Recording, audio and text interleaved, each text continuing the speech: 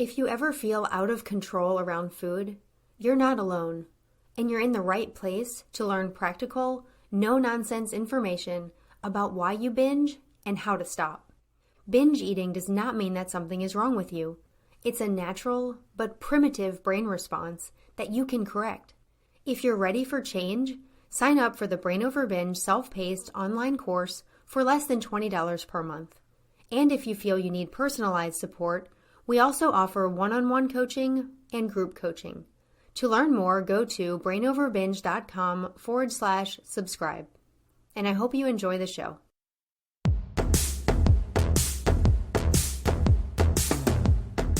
Welcome to the Brain Over Binge podcast, where you learn a simple, brain-based approach to ending binge eating. I'm your host, Kathryn Hansen, and I'm the author of Brain Over Binge and the Brain Over Binge Recovery Guide. I'm so glad to be here for another show, and this is a very important one. I have certified eating disorder specialist and consultant and registered dietitian nutritionist Robyn Goldberg on the show with me today, and she'll tell you more about herself during the conversation, but I asked her to come on the show to help me address a challenging topic, which is the semaglutide medications like Ozempic and Wegovy that, unless you are living without access to internet or TV, you've heard about in 2023. I've wanted to address this issue for a while now because it's something that I believe comes with a great risk to people with eating disorders, and I'm thankful that eating disorder experts like Robyn are taking a stand and helping inform people of the dangers of these medications. We also understand that these medications have necessary and beneficial effects when there is a true medical need for them, as in cases of people with diabetes. And the ultimate decision of whether or not you use medications are up to you and your doctor. But it is so important to always be forthcoming with your doctor about your struggle with an eating disorder. If you've listened to this podcast for a while or you've read my books, you know that restrictive dieting is the most common cause of someone going down the path of an eating disorder. And now these medications are helping people basically deprive themselves of food. And eating disorder experts are very concerned not only for what this will do for people who currently struggle with an eating disorder, but there is a real risk of these medications creating eating disorders in those who did not have one previously. Another certified eating disorder specialist, Ashley Moser, said this: "Many people who develop eating disorders report dieting as a precursor. And knowing this, anyone prescribed weight loss drugs is at risk for the development of an eating disorder." What makes this topic even more challenging is that on the other side of this argument are those that are looking to these semaglutide medications as a potential remedy for binge eating. Because there is some research showing that diabetes medications like Ozempic can reduce binge eating disorder symptoms in people with high BMI. But we do not yet have any long-term studies or enough information about the safety and efficacy of these medications. What we do know is that any effect on hunger, appetite, and cravings comes with potential dangerous side effects. And when the medications are stopped, the hunger, appetite, and cravings return, and the weight is regained. In other words, it's not a long-term solution. I know this has been a bit of a lengthy introduction, but this is a very multifaceted topic, and I'm so glad to bring Robyn Goldberg on the show to address this with me.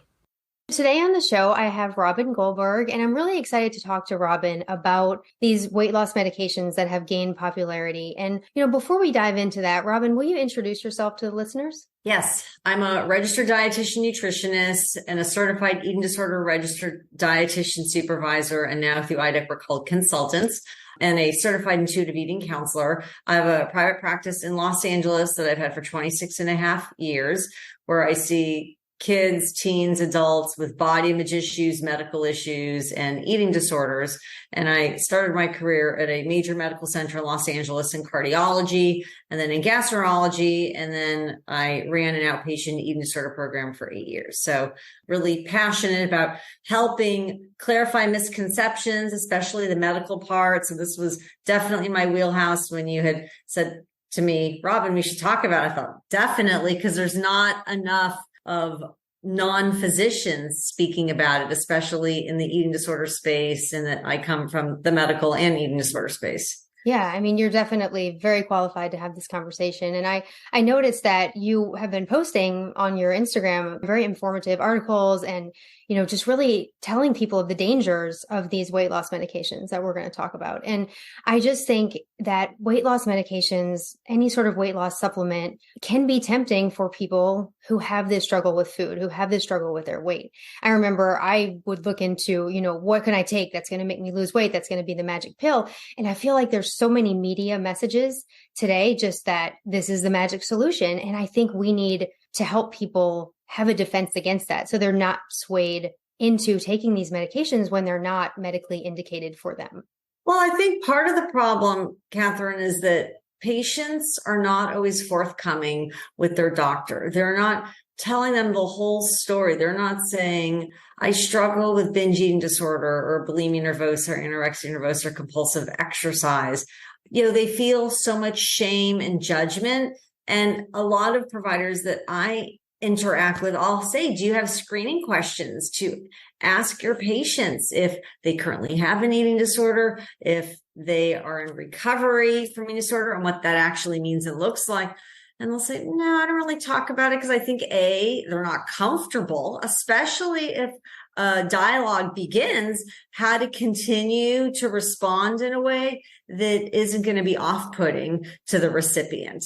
So I feel like there's a lot of, it reminds me of actually having an eating disorder. There's so much deceit and dishonesty, and no one has to know.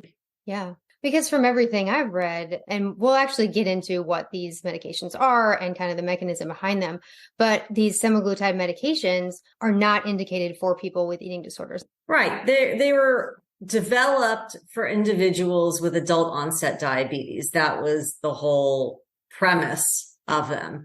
And like anything, like being in Los Angeles, I would say I live in the land of diet culture. And it's like, oh, I'm going on a vacation. They may even look normal and they're trying to be able to transform their body.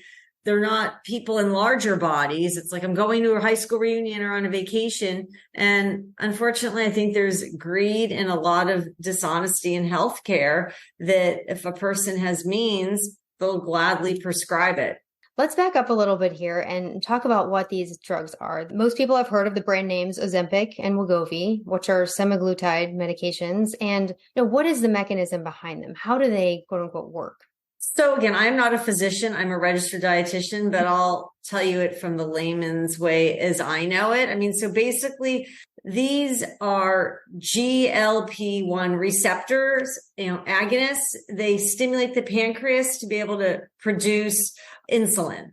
So there's, every medication has side effects, right? Whether a person experiences them is one thing, but nausea, like the big thing we hear is gastroparesis. Mm-hmm. And for our listeners that don't know what gastroparesis is, it's delayed motility. You're feeling full longer. You're nauseous. You're not interested in eating. So like, what's wrong with that? That's great.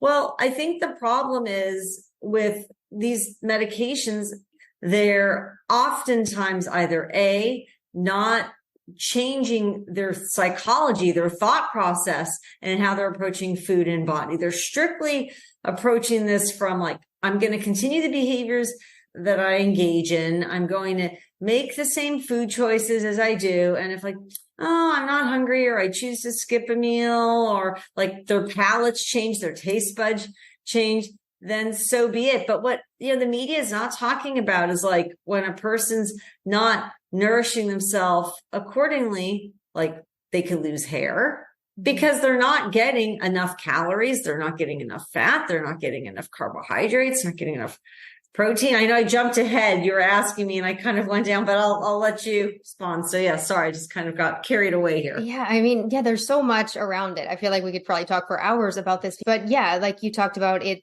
It is meant for people with diabetes. It's meant to help increase insulin production. And it's also, like you also hit on, it slows down the gastric emptying. It makes it so that you feel full longer. It acts on your hypothalamus to signal feelings of fullness when you may have only eaten a little bit.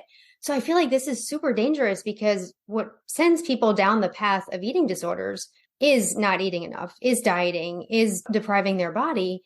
So like now we're creating this mechanism where you can deprive your body and then not feel hungry. And it just can lead to that cycle of malnourishment. Also, if they aren't eating enough, one of the side effects that this medication does is it lowers your blood sugar. Mm-hmm. So a person that doesn't take in enough nutrients to begin with will have lower blood sugar.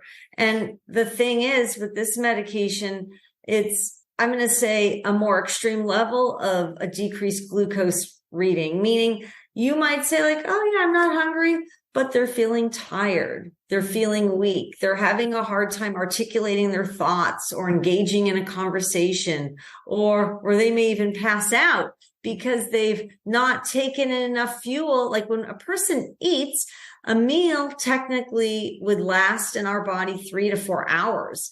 So if a person's going 9 or 10 hours and they've eaten a very minimal amount, this becomes this cycle. Like I had a client found passed out because she hadn't eaten and so on. Like I think the problem is that a person is going to a place where they're naturally not meant to be with their intake.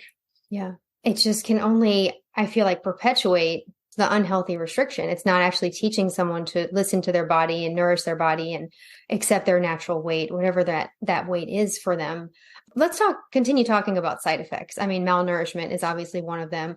There can be effects, I know, on the pancreas, on the digestive system. Their kidney function. Mm-hmm. I mean, over time, like their kidney function can decline. And, the thing is, like, we don't know the long-term effects of these medications because they haven't been out long enough. But for the short term, we do know, like pancreatitis. Like I have clients that have elevated liver enzymes from non-alcoholic fatty liver disease. And it's like, okay, I'm having stomach aches. I feel like my gallbladder erupted, and between your kidney function declining, it's straining your gallbladder. It's very hard gastrointestinally. I think what isn't discussed, and I know in the beginning when I've had clients on doses that then were titrated to higher doses, they're like, I'm having diarrhea, I'm having constipation, they're having bowel movement irregularities, and literally it's a roller coaster ride because it's so unpredictable how a person's body will respond. Mm-hmm. And when you have a client who is on these medications, do you typically recommend that they not be on the medication? 150%, Kathryn. So I'm very forthcoming with my clients because with many of them, I'm hearing things that other providers wouldn't hear. And especially when I'm seeing a client who has an eating disorder and I'm a part of an eating disorder team, like I'm thinking of someone right now, her eating disorder physician is aware that she's on it. Her eating disorder therapist is aware, and I'm aware. And it was the gynecologist. It was a gynecologist friend. It wasn't even her doctor that prescribed it. And this is someone that appears quote unquote normal and was using it for like, well, it has so much dysmorphia, her perception of herself is completely inaccurate. And we'll say, like, I'm thinking of a client now, I see him for his type 2 diabetes, and for a period of time was not able to get his medication refilled. And he's a physician actually too. He's like, Robyn, this is crazy. I said, yes, like I know people that are on it inappropriately that really it's not appropriate for them to be on it. But I think the problem is, even when I or the other team members give our opinions, people are going to do what they want. And I think it's not helping them get to a place where they have freedom with food, they're flexible, they're able to really understand and connect to the cues that their body is conveying. They're so focused on, I have to change my body. Yeah, for sure. And it's not solving any of the issues that led to the eating disorder to begin with. It's not, like you said, helping them listen to their body and learn to nourish it properly. It's just artificially shutting down the body's natural cues for eating. And I feel like that's really dangerous. And it seems like it's not targeting the right problem. This is an example I thought of earlier. It's like if someone has a trouble with over drinking alcohol, we don't just shut down their thirst. Like it kind of seems similar. And I don't know if that's the best connection, but it's like if someone has a problem with overeating, like I work with binge eaters, like let's look at that. Let's help you overcome that. Let's just not shut down your appetite altogether and slow down your digestion and make it so that you don't want to eat and that you're feeling sick. I mean, to me, it just seems like not solving the problem. Well, I think, Kathryn, like part of having a body is that you will have cravings. Mm-hmm. You will experience hunger. There will be times that you don't realize how filled up you are until you've had too much. Like these are all parts of having a body, and we don't obtain an owner's manual that says, here, this is what you will experience in your body. And as I'm thinking about someone I see for binge eating disorder, her doctor originally, who referred her to me, had put her on Ozempic. And like many people, she had lost weight in the beginning, but her binges remained as they are. Her food choices remained as they are. And then it was like 6 months she was on it and said, like, things are not changing anymore for me. And he said, oh, well, what about seeing a registered dietitian? And the dietitian I'm going to refer you to will really help you take a look at like how you approach food. And he did not know that she struggles with binge eating disorder. So fast forward. So I've been seeing her. And this is someone I really work with clients, Kathryn, to break away from the scale and not be attached to the scale, because the scale is not going to tell you if you binge. The scale is not going to tell you if you consciously chose what you wanted in your pantry and had as a snack.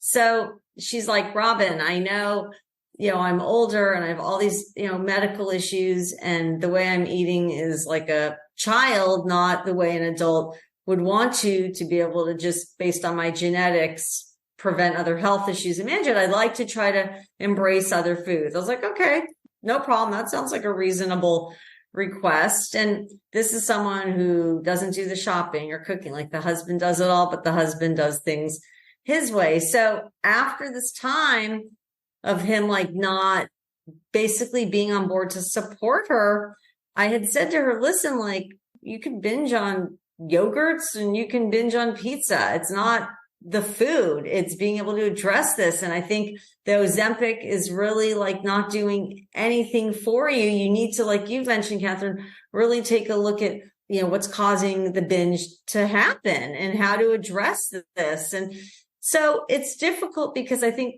a number of people I see with binge eating disorder were initially put on it and had success. And now they're at a holding pattern or they're regaining weight, and their doctors have no idea that they struggle with BED. So that's a problem, like, because inappropriately they were prescribed it because they just wanted to feel better in their body. And their doctors were like, oh yeah, you should, be in a different place in your body.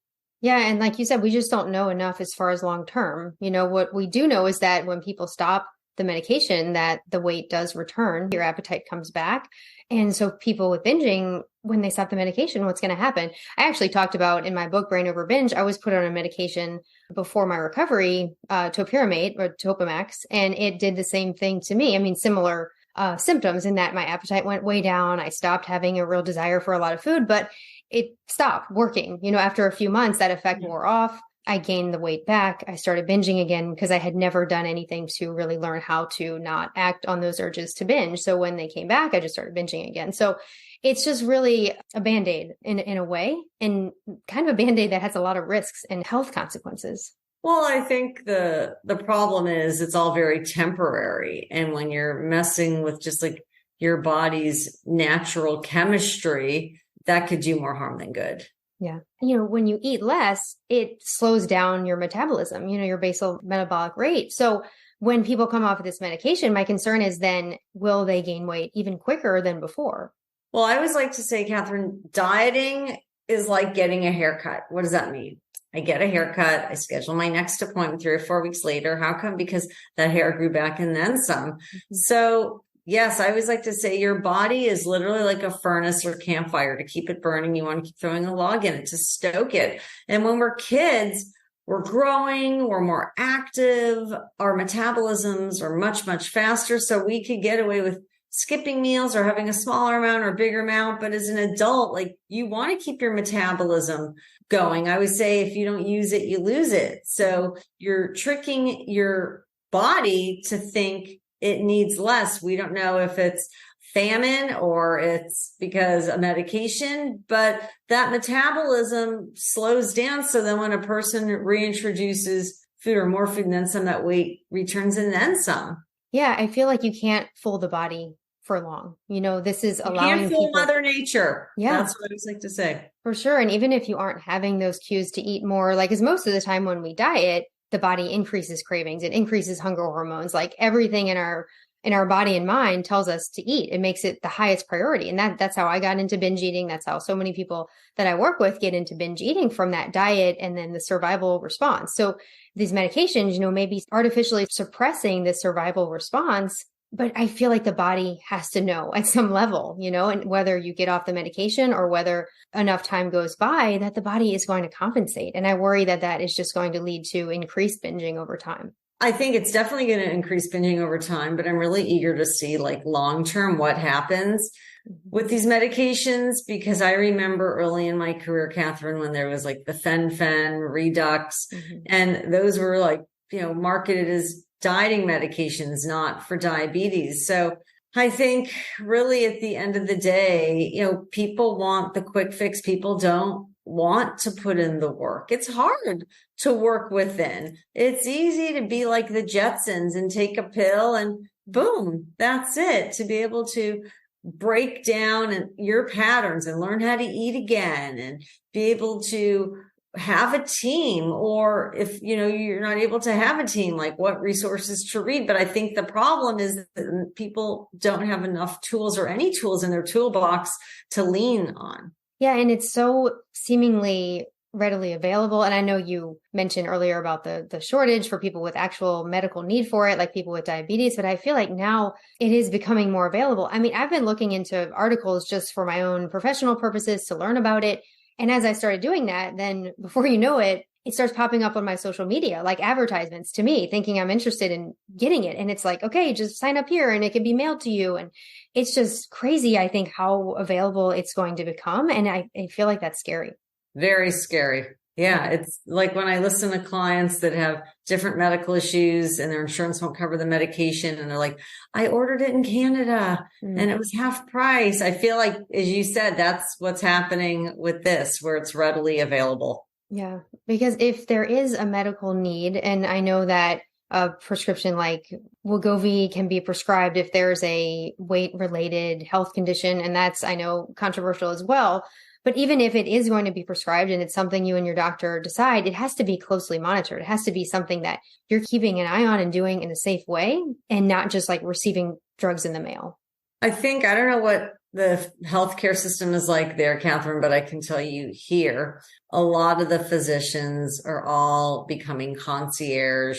They're hiring a lot of nurse practitioners and PAs, physician assistants. So then when the person's coming in to be checked in, like they're seeing these other providers. I just think it's a complete mess, truthfully, and it's going to get worse, which is unfortunate.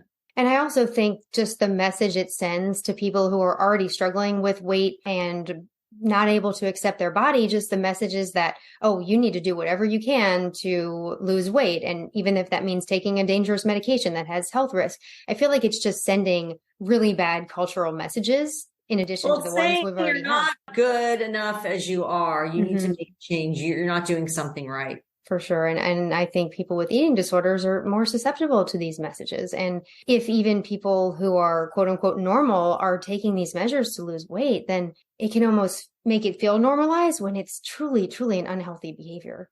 A quote I read as I was doing this research is that it's adding flame to the dumpster fire of diet culture. I was like, wow, that's really absolutely true. Well, Robyn, this has been really helpful. I really appreciate you coming on the show and, contributing your expertise and your opinion about these weight loss medications. Are there any final words that you want to tell people? And then where can they learn more about you? Thank you again for having me. I would say my final words are, look, anything worth succeeding in requires hard work. And a red flag is something that's telling you, giving you false promises that in this period of time, you'll be at this place, and to say, okay, you know what? I know your listeners are intelligent people, and sometimes we feel frustrated, and we all have days we feel less comfortable in our body or more comfortable in our body. But to say, like, what would it take for me to obtain some level of hope? How can I have a tool and develop multiple tools in my toolbox so I can develop some level of hope and confidence in just changing this, so I'm not reliant? Like, it's very tempting. It's like a stranger saying to a small child, like, here's a candy. Would you like to try it? There's that temptation. And there's always going to be temptation, especially in the society that we live in. So my website is askaboutfood.com. That's my private practice website. My book website is theeatingdisordertrap.com. My Instagram is Robyn with a Y, Goldberg RDN. And my Twitter, or whatever Twitter's called now, is at Robyn with a Y RDN. And yeah, I'm all over the internet. And my podcast is the Eating Disorder Trap podcast. Yes, it's very good. I listen to it frequently. So thank you so much, Robyn, for being here on the show with me today. Thank you so much for inviting me. I hope you found this conversation informative and helpful. To end this show today, I want to read something from Brain Over Binge, which I wrote in 2011 and then republished in the second edition in 2022. This is from chapter 38 on medication, and it definitely applies to this conversation today. It's unknown what science will produce in the future, but I do not believe that medication will be the answer as a long-term and complete cure for bulimia or binge eating disorder. Eating is far too complex of a behavior for that. Too many brain regions, neurochemicals, and hormones are involved in the brain itself and in the peripheral nervous system. And there is also the digestive system and microbiome to consider. Too many physiological and psychological mechanisms are working to affect appetite, metabolism, preferences, and food decisions. Trying to tweak a few of these processes and mechanisms with medication is unlikely to create any lasting changes. Maybe one day, as our understanding of the brain and body improves, scientists will be able to come up with a medication that fixes, completely and permanently, all the right brain and peripheral processes and systems involved in binge eating. But if that ever occurs, what side effects will that medication have? Not acting on the urges to binge, along with eating enough food, allows the brain to correct itself through neuroplasticity. Deconditioning the binge eating habit certainly does not fix every imbalance, imperfection, or tendency of each unique brain and body, but it is a targeted solution for ending the binging and the desire for it. The brain learns that it is no longer an option to binge, regardless of whatever imbalances are present. When a medication temporarily eliminated my binge urges, that did not provide me with the same opportunity to utilize neuroplasticity. It was important to both have the urges and not act on them to change my brain wiring problem. I taught my brain, in the moments that I was feeling a pull toward a binge, that I no longer performed that harmful behavior, and therefore the urges were no longer necessary to produce. I needed to avoid using those neural pathways at the times when they were activated for the brain changes to occur and to last. Thank you so much for being here today. If you need more support as you stop binging, I've included links in the show notes for my online course and one-on-one coaching and group coaching. I hope you will join me again next time. And as always, I want to encourage you and remind you that you have the power to change your brain and live a binge-free life. The Brain Over Binge podcast is produced and recorded by Brain Over Binge Recovery Coaching, LLC. All work is copyrighted by Brain Over Binge Recovery Coaching, LLC, and all rights are reserved. As a disclaimer, the hosts of the Brain Over Binge podcast are not professional counselors or licensed healthcare providers, and this podcast is not a substitute for medical advice or any form of professional therapy. Eating disorders can have serious health consequences, and you are strongly advised to seek medical attention for matters relating to your health. Please get help when you need it, and good luck on your journey.